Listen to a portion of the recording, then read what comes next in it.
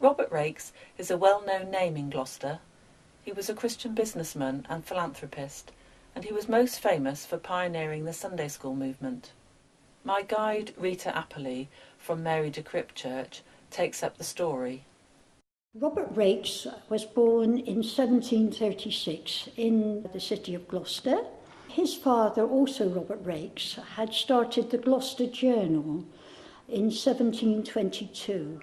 They visited the prisoners in Gloucester prison. It was part of the old castle and in a ruinous state, and more prisoners died from illness than were actually hanged. And as we know, a lot of prisoners were hanged in those days. By this time, Robert Raikes Sr. had died, and Robert Raikes Jr. took over as editor of the paper.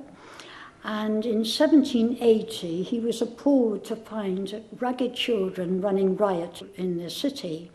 When he asked about them, he found that they worked 6 days a week in the local factories, very long hours, up to 12 hours a day, for only a pittance, perhaps half a penny a day.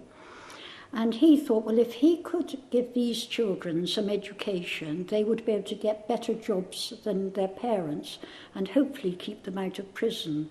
Because from his prison visits, he'd realised that a lot of the prisoners had come from very poor families.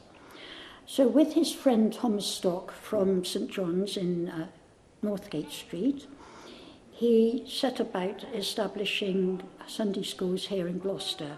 At first there were two ladies, Mrs King and a Mrs Meredith from St Catherine's, who educated the children in their own homes. There was another school established here on the corner of Greyfriars. The purpose of the schools was to educate the children, to learn to read and write and simple arithmetic. But not everybody approved, and they particularly didn't like the children being taught arithmetic, so that was dropped and only reading and writing.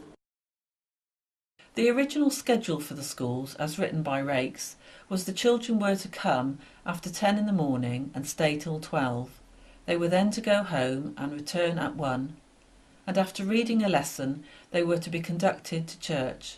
After church they were to be employed in repeating the catechism till after 5, and then dismissed, with an injunction to go home without making a noise.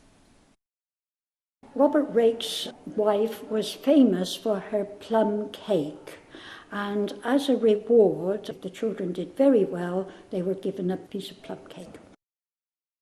The building opposite, the Robert Raikes pub, is where the Robert Raikes family lived, and for a while also the paper was printed there. So the paper was very important in the story of Robert Raikes in Sunday schools because, rather like Twitter and Facebook today, it publicised the movement of Sunday schools. Within 2 years, several schools opened in and around Gloucester. His work was so successful that he could record in the Gloucester Journal on the 3rd of November 1783 that the district of Gloucester had become quite a heaven upon Sundays. Later, word of the work spread through the Gentleman's Magazine, and in 1784 a letter to the Armenian Magazine. The Sunday school movement spread rapidly to all parts of the country. In 1785 the Sunday School Society was formed. The Sunday School Union was formed in 1803, was a direct result of Raikes' work. Adam Smith, a Scottish economist and moral philosopher, gave the movement his strongest commendation. He said, "No plan has promised to effect the change of manners with equal ease and simplicity since the days of the Apostles."